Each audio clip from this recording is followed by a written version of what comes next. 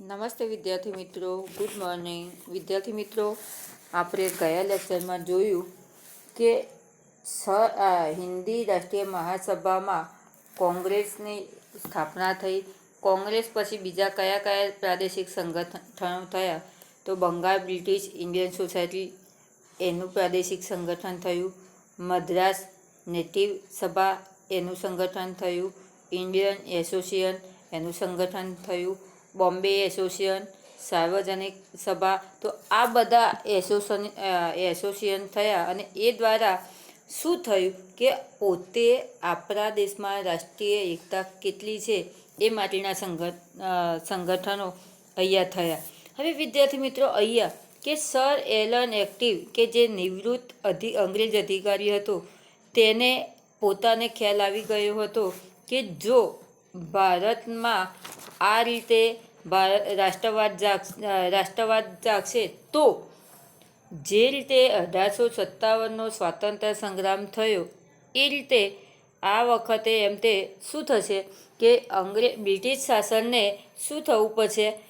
British શાસનને એમ તે જે પોતાની સ્થાપના થયેલી છે એમાં શું થશે? પોતે એમ તે હિંમત હારી જશે. તો આ કોને થાય છે? ઓ હ્યુમ નામના નિવૃત્ત અધિકારીને. તો એને શું કરે છે?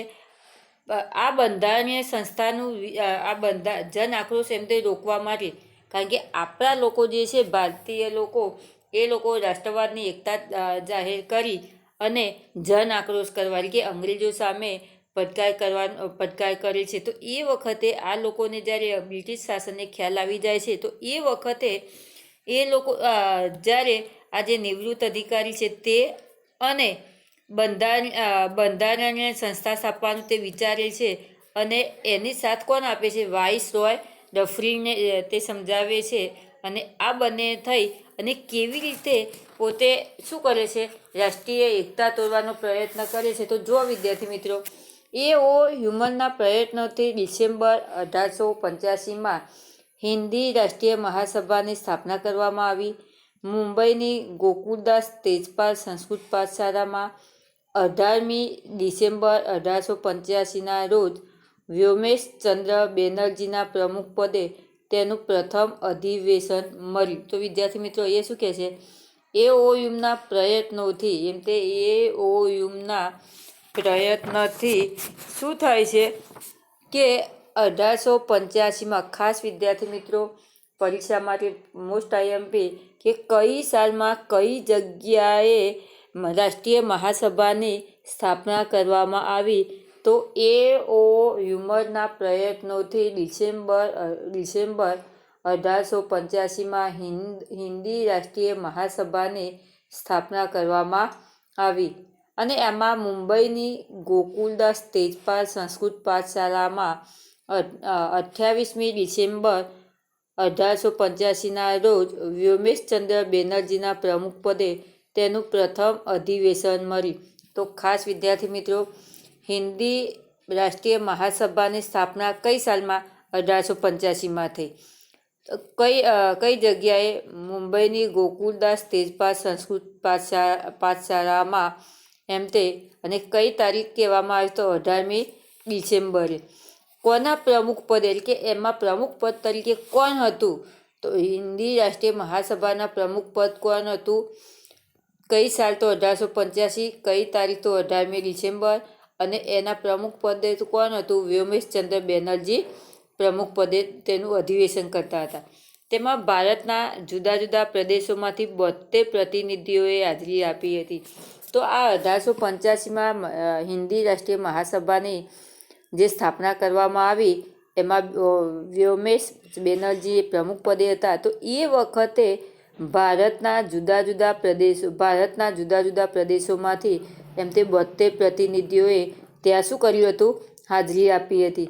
તેમાં દાદાભાઈ નવરોજી, ગોપાલકૃષ્ણ ગોખલે, ફિરોઝ શાહ મહેતા, બદરુદ્દીન તૈયબજી, કેટી તેલંગ, દિનશા વાત્સા વગેરે મુખ્ય આગેવાનો હતા.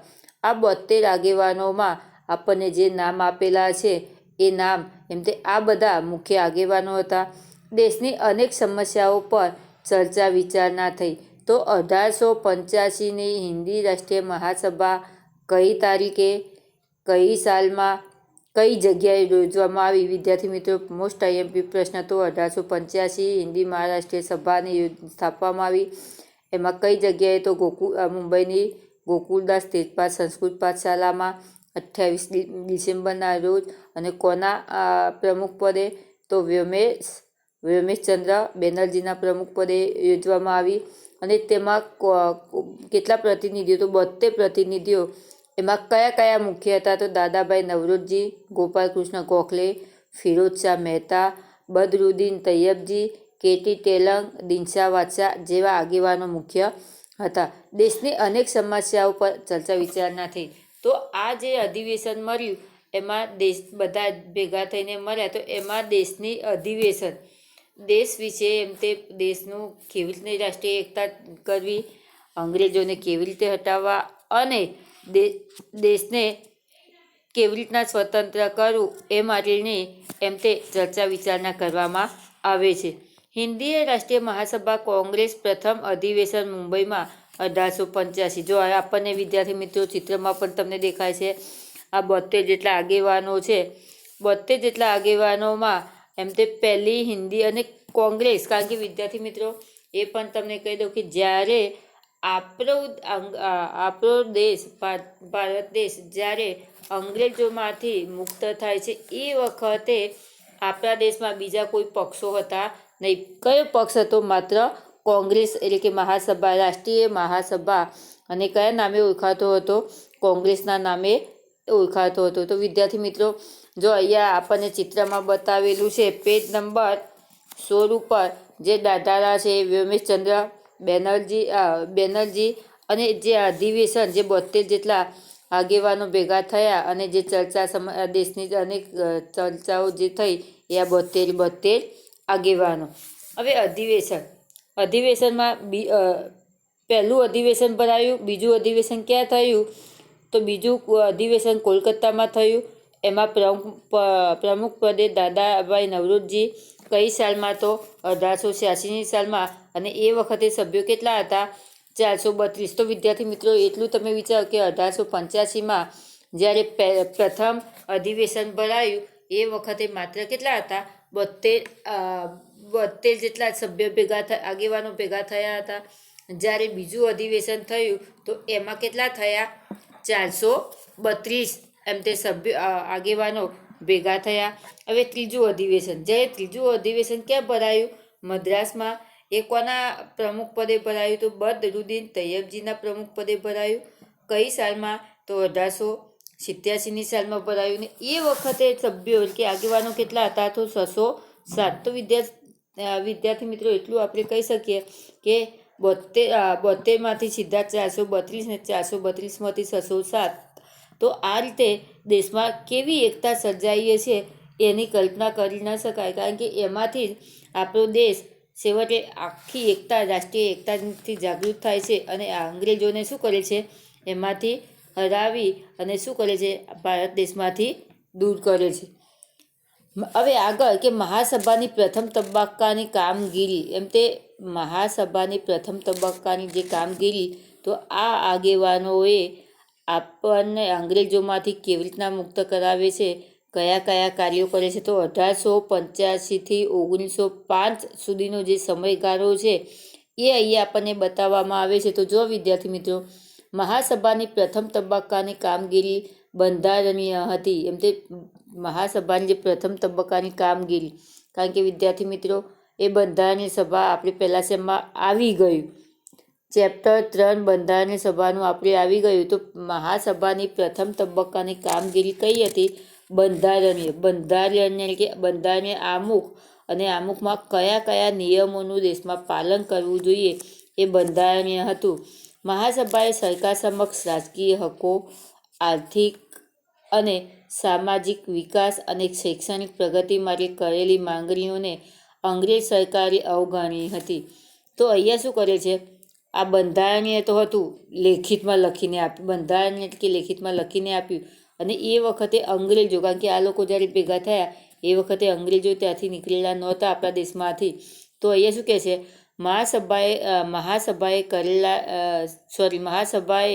સરકાર સમક્ષ રાજકીય હકો. તો આ બધા જે આગેવાનો છે, તો આગેવાનોમાં પ્રથમ તબક્કામાં જે કામગીરી થઈ એમાં બધાએ ભેગા થઈને સરકાર સમક્ષ શું માગ્યું કે રાજકીય હકો, કે આપણા દેશના હકો અમને પ્રાપ્ત થવા જોઈએ, આર્થિક અને સામાજિક વિકાસ થવો જોઈએ, અને શૈક્ષણિક રીતે પ્રગતિ માટે કરેલી માંગણીઓ અંગ્રેજ સરકારે અવગણી. એટલે કે આપણા જે લોકો જે છે તો એમ તે પહેલા તબક્કામાં આપણા દેશ માટે રાજકીય, આર્થિક, સામાજિક, શૈક્ષણિક આ બધી માંગણીઓ અંગ્રેજ સરકાર સામે કરી. તો અંગ્રેજ સરકારે શું કરી? તેને અવગણી, એટલે તેને માન્ય રાખી નહીં, અને એનો વિચાર પણ કર્યો નહીં કે આમાં આ જે માંગણીઓ છે એનો સ્વીકાર કર્યો નહીં. આ માંગણીઓને ભવિષ્યની લડત માટે મજબૂત પાયો નાખ્યો હતો. તો આ જે માંગણીઓ, મુખ્ય માંગણીઓ છે, કેવી કે આર્થિક, રાજકીય, સામાજિક અને શૈક્ષણિક પ્રગતિ. તો આ બધી જે માંગણીઓ છે એ અંગ્રેજ સરકારે જ્યારે સ્વીકારી નહીં, તો એ વખતે આ જે માંગણીઓ છે એ ભવિષ્યની લડત માટે મજબૂત પાયો નાખ્યો.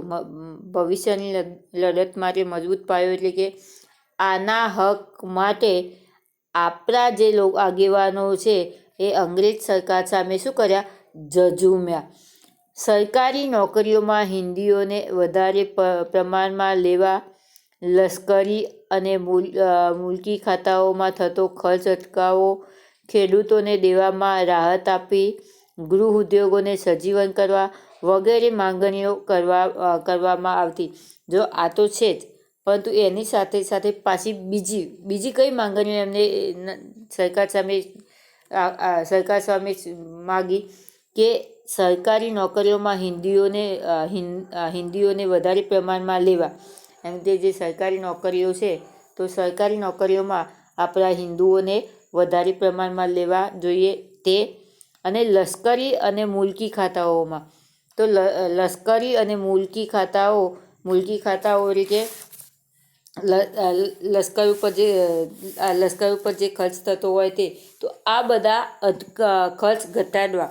એમ તે લશ્કર ઉપર અને મુલકી એટલે કે આપણા દેશ પર એમ તે બીજા વધારાના જે ખર્ચા કરવામાં આવતા હોય ખાતાઓમાં જુદા જુદા, તો એ ઉપર એમ તે જે ખોટા ખર્ચા કરવામાં આવે છે એ ખર્ચા ઘટાડવા. કારણ કે અંગ્રેજ લોકો જે હતા એ લશ્કર પર અને બીજા જે ખાતાઓ જે છે તો એ ખાતાઓ પર વધારે પડતો જે ખર્ચ કરતા હતા, તો એમ તો ખોટી રીતે આવા ખર્ચા કરવા જોઈએ નહીં. ખેડૂતોને દેવામાં રાહત આપી. જે ખેડૂતોની જમીન લઈ લેવામાં આવી હતી, એ લોકોને પોતાની જમીન શું કરવામાં આવી હતી? એ જમીન લઈ અને એમને દેવામાં ડૂબાડી દીધા હતા. તો આ બધામાંથી એમ તે રાહત આપવી, અને ગૃહ ઉદ્યોગોને સજીવન કરવા. ગૃહ ઉદ્યોગો એટલે કે આપણા દેશના જે ઉદ્યોગો છે એને ફરીથી સજીવન થાય, એટલે કે ફરીથી આપણા દેશમાં જે ઉદ્યોગો છે એ ઉદ્યોગો ફરીથી એમ તે શું થાય? ફરીથી ચાલુ થાય એવી માંગણીઓ આપણા પ્રથમ તબક્કામાં કરવામાં આવી. તો વિદ્યાર્થી મિત્રો, પરીક્ષા માટે મોસ્ટ આઈએમપી પ્રશ્ન કે મહાસભાની પ્રથમ તબક્કાની કામગીરીમાં સરકાર સામે કઈ માંગણીઓ કરવામાં આવી? તો ખાસ સરકાર સમક્ષ રાજકીય, આર્થિક, સામાજિક અને શૈક્ષણિક આ માંગણીઓ કરવામાં આવી. અંગ્રેજ સરકારે આની અવગણના કરી, પરંતુ આના માટે ભવિષ્યની લડત અને એના માટે મજબૂત પાયો નાખ્યો, અને એમાં સરકારી નોકરીઓમાં હિન્દુઓને વધારે પ્રમાણમાં લેવા, લશ્કરી અને મુલકી ખાતાઓમાં ખર્ચ ઓછો કરવો, ખેડૂતોને દેવામાં રાહત આપી, ગૃહ ઉદ્યોગોને સજીવન કરવા, આવી ફરીથી પણ માંગણીઓ અંગ્રેજ સામે કરવામાં આવી. મહાસભા દ્વારા કેન્દ્રીય તેમજ પ્રાંતિક ધારાગૃહોનો વિસ્તાર કરી તેમાં 50% સભ્યો ચૂંટાયેલા રાખવા તથા કારોબારીને શક્ય તેટલી હદે ધારાસભાને જવાબદાર બનાવી.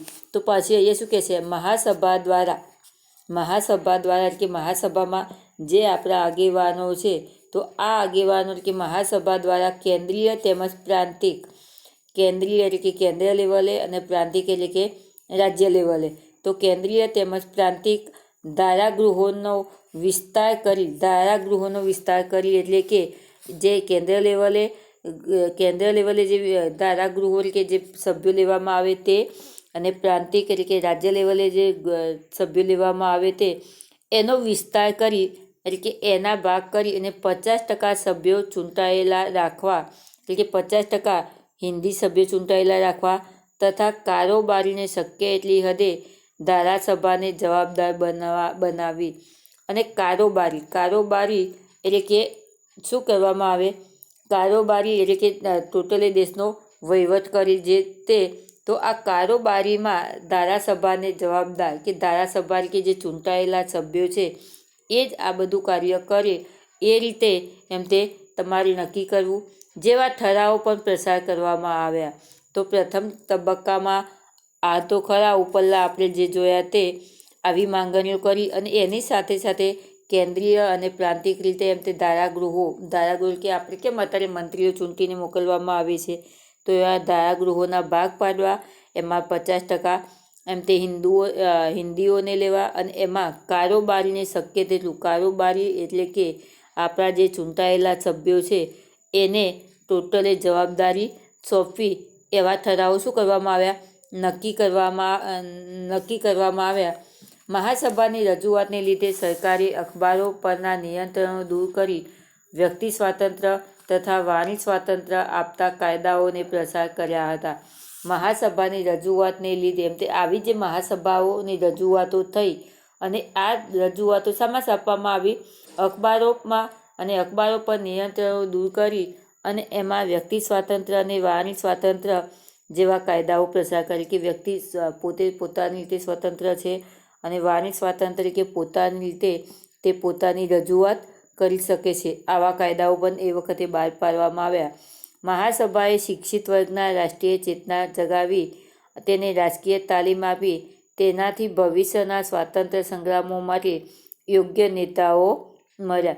તો અહીંયા એમ તે મહાસભાએ જે શિક્ષિત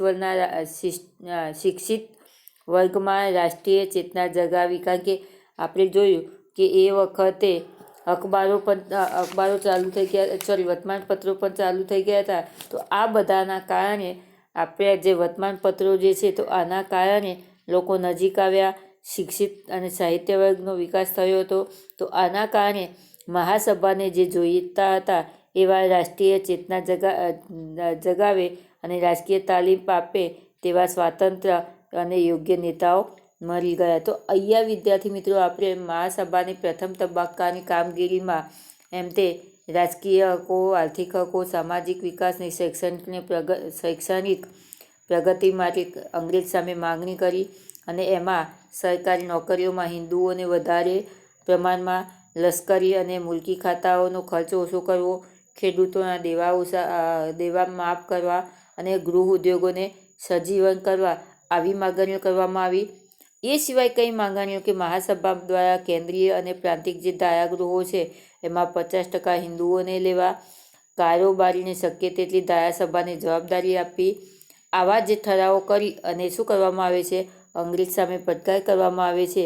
છેવટે અખબારો દ્વારા શું કરવામાં આવે છે, વ્યક્તિ સ્વાતંત્ર્ય અને વાણી સ્વાતંત્ર્યના કાયદા કર્યા, અને આના કારણે મહાસભાને શું થાય છે, શિક્ષિત વર્ગમાં રાષ્ટ્રીય ચેતના જગાવી, રાજકીય તાલીમ પામેલા અને ભવિષ્યના સ્વાતંત્ર્ય સંગ્રામોના યોગ્ય નેતાઓ તેમને પ્રાપ્ત થાય છે. હવે ભાગલા પાડો અને રાજ કરો, અને બંગાળના ભાગલા પાડો. તો અંગ્રેજ શું નીતિ ઘડે છે એ આપણે આવતા લેક્ચરમાં જોઈશું. ધન્યવાદ.